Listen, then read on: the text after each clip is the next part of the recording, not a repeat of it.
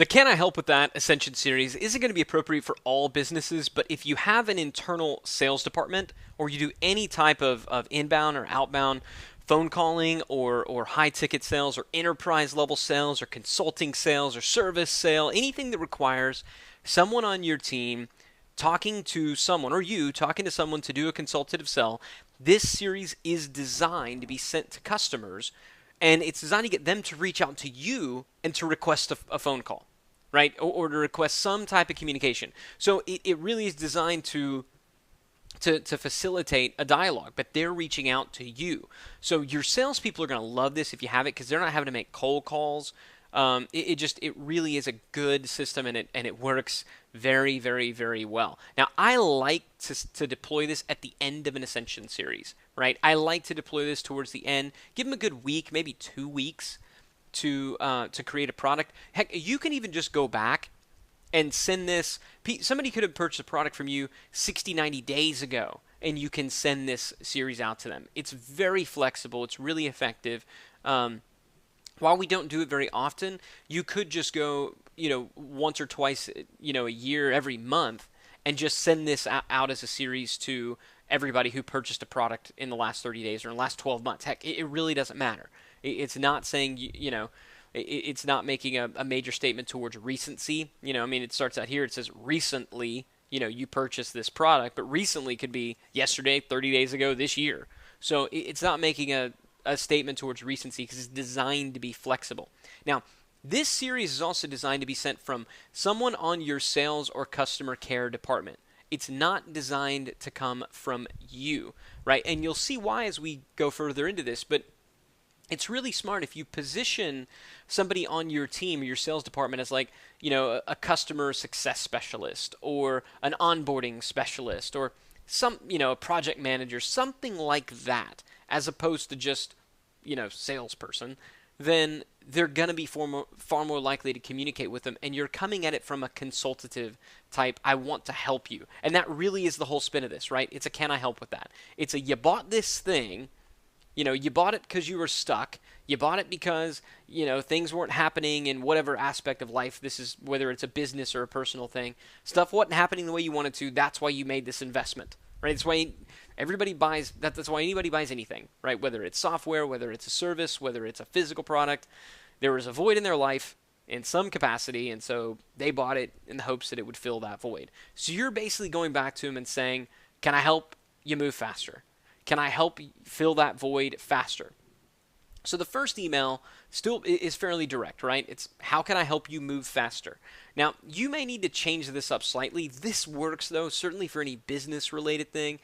For weight loss, how can I help you get whatever end result is faster? That's what everybody wants, right? Whatever their desired end result is, they want it and they would like to get it faster. And chances are, if they bought your product, that there's a good chance, and it's not through any fault of your product, there's a good chance they just haven't taken action yet on it. And that goes with everything. Goes with everything. Goes with weight loss products, goes with business growth products, goes with kitchen gadgets, everything, right? Most stuff just doesn't get used or it doesn't get used correctly. So that's what you're asking them. How can I help you move faster? Then recently you purchased product name from us, so I just wanted to follow up and see if you still needed help in that or any other area of your business, of your life, of this particular hobby, of your cooking life, of your weight loss, journey, anything, right?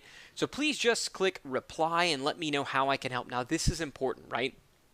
With this particular series, ideally, the reply is not going to a, general customer support desk, right? Ideally, it's going to someone, right? That's the preferred way to set it up, and most autoresponders will allow you to customize it so that this particular series can go out to an individual. If it has to go into a reply into a help desk, that's fine. Just make sure that your customer care people know that when a reply to any of these particular emails come through, that they set it up and it gets moved off, and they can have it to where if anybody replies to this subject line, right, that it gets filtered off to the salespeople, whoever. You just don't want it to get caught in customer support limbo. Anyway, so just please click reply because it's conversation, right? Let me know how I can help. I don't want to be a pest, but I also don't want to leave you hanging. It's quite literally my job to help, right? Because remember, this isn't coming from you, it's coming from a customer support or something. Now, in the PS, I like to go ahead and let the cat out of the bag a little bit. I like to say, recently we launched whatever the flagship offer or program that you want to emphasize. If you're interested in more direct one-on-one support, if you're interested in having us implement that for you, whatever. I mean, this is obviously going to need to be customized, but I kind of like this here because you're picking that low-hanging fruit. People who say, so in the case of digital marketer, right, I could say we recently launched a mentorship program. So if you're interested in more direct one-on-one support, we can offer that. And that is something that people have asked for, and we are now offering it. So knowing that people have asked about this in the past, we just went ahead and mentioned it. Because some people, when we send this series out, people say, hey, I'm interested in that. Yeah, tell me about that. What's that all about? And that's a much easier sale than somebody who is, comes in with no idea whatsoever. So that's email number 1, pretty simple.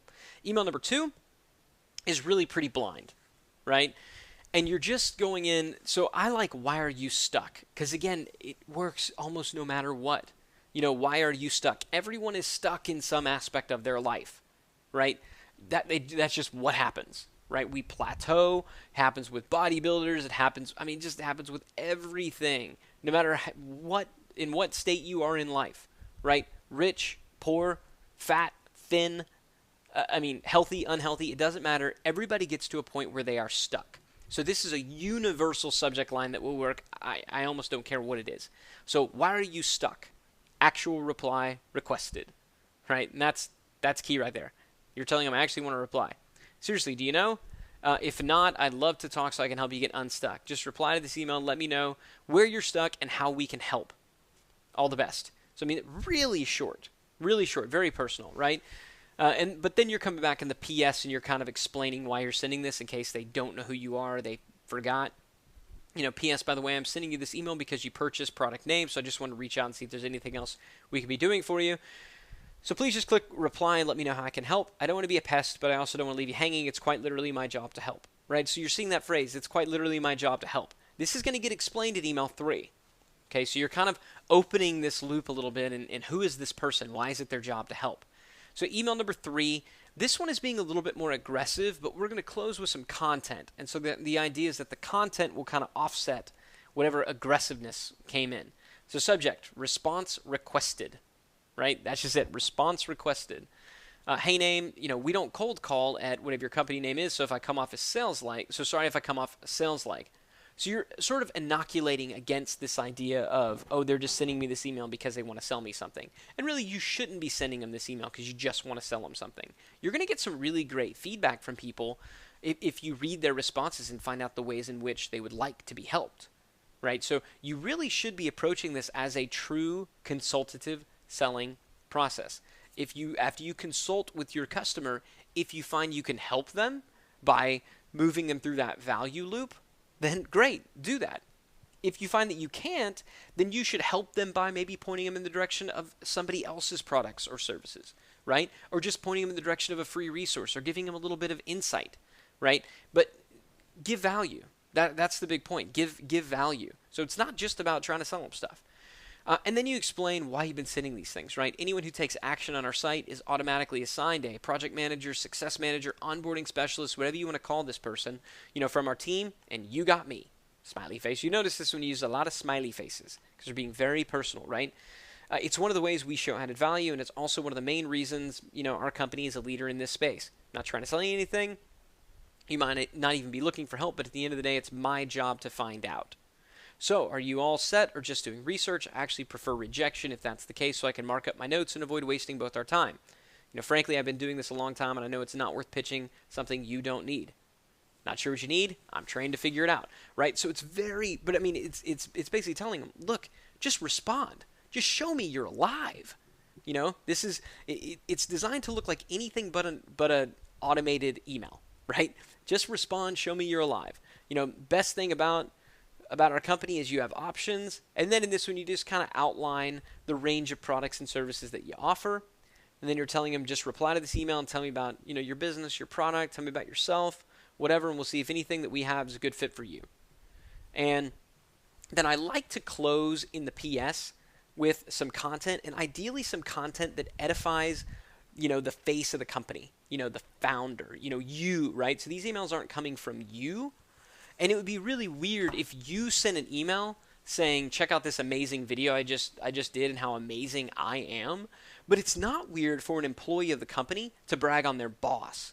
So that's really how this is set up, right? It's being sent from, one of your employees. It's being sent from someone on your team. And so in this PS, they can kind of brag on you a little bit. They can talk about how amazing this video is you recorded, how, we determined that the number one struggle that people in our market face is, this right here. And in this video, our founder is going to give you a simple solution to overcoming that struggle.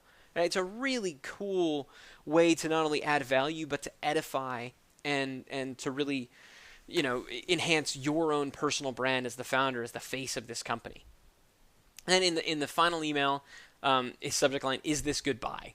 Right? So this is really just designed to elicit some response, right? To elicit some response, any response, even if it's a, hey, and you'll get a lot of these. You'll get a lot of people saying, hey, hope you're not upset with me. They feel bad that they haven't responded. I'm actually great. I'm okay right now. I don't really need any additional help. Your products are great. And they'll actually become they feel bad about the fact they haven't responded, and they'll become very, very, very complimentary, which is an ideal time, by the way, to hit them with a testimonial request, which is another email. It's another campaign that's in this particular series, a request for testimonials that Richard's going to be giving you and talking about. So you might want to essentially send out that email series almost manually, trying to get a testimonial for the people who do come back. But so it's just designed to get some response, to get some interaction, to get some engagement with your customers.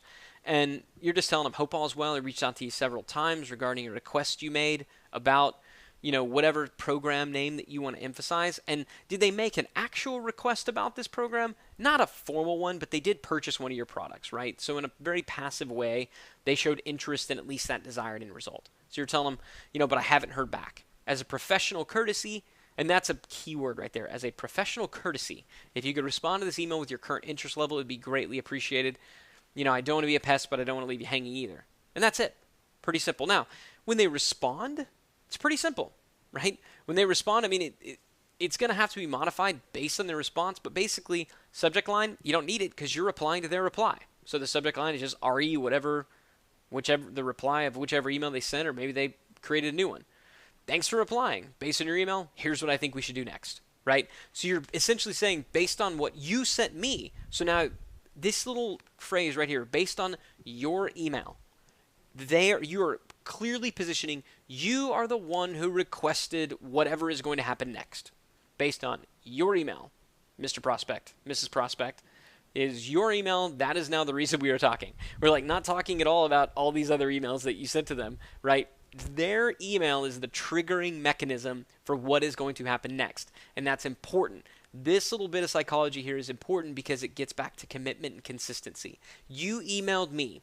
Based on what you said in your email, here's what I think we need to do next. And that could be, I think you need to go watch this video over here because there's some great information in it. Or I think you need to register for this. I think you need to be on this webinar. It happens tomorrow night. I've already registered it for you. I'll send you a reminder. You need to make sure that you're on. You could say, based on your email, I think we need to get on the phone together and talk about things, right? And you could have them go here and schedule an appointment, or just, here's my number, why don't you call me right now? However you want to handle it, whatever mechanism you have for doing any type of consultative selling, that's where you're going to give those instructions for what that next step is. But the key here, the only phrase that really matters in this response is, number one, thanking them for replying, and then number two, based on your email, here's what I think we should do next, right? It's their email that is triggering what happens next. It's a little bit sneaky. It's a little bit, a little bit of a Jedi mind trick, but it's very, very, very effective along with everything else in this series. So that's the Can I Help With That Ascension series. If you're doing any type of consultative selling, this one's going to make you money. So I hope you deploy it. I hope you use it. I hope it does, in fact, make you a whole lot of money. Thanks again.